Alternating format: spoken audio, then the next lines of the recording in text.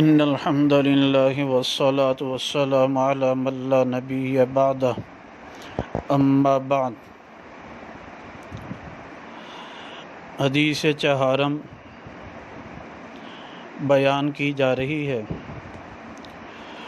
200 احادیث مبارکہ عقیدہ ختم نبوت کے بارے میں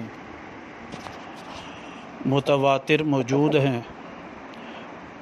آج اس میں سے چوتھی حدیث مبارکہ بخاری جلد اول کتاب الانبیاء میں سے، صحیح مسلم کی جلد نمبر 2 کتاب الامارت میں سے بیان کی جا رہی ہے۔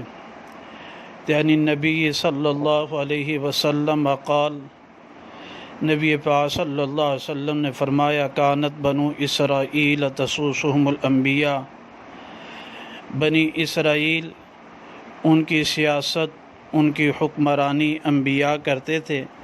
کلما ہلک نبی خلفہ نبی، جب ان کا نبی ہلاک ہو جاتے، وفات پا جاتے، ان کا نائب اس کے بعد پھر نبی آ جاتا۔ وَأَنَّهُ لَا نَبِيَّ بَعْدِي، اور بے شک میرے بعد کوئی نبی نہ ہوگا۔ وَسَتَكُونُ خُلَفَاء، ان قریب ہوں گے خلفاء۔ اس حدیث مبارکہ میں نبی پاک صلی اللہ علیہ وسلم نے یہ بھی فرمایا کہ انبیاء علیہم السلام اپنی امتوں کی حکمرانی کرتے تھے، حکمران بھی ہوتے تھے، پیغمبر اور رسول بھی ہوتے تھے۔ آپ علیہ السلام بھی حکمران بھی تھے اور پھر اللہ کے سچے پیغمبر بھی تھے، خاتم النبیین بھی تھے۔ اور آپ نے فرمایا کہ میرے بعد کوئی نبی نہ ہوگا، خلفاء تو ہوں گے، نبی نہ ہوگا۔ یہ مسلمانوں کا اجماعی عقیدہ ہے۔ اللہ سبحانہ وتعالیٰ اس عقیدے پر ہمیں قائم دائم رکھے۔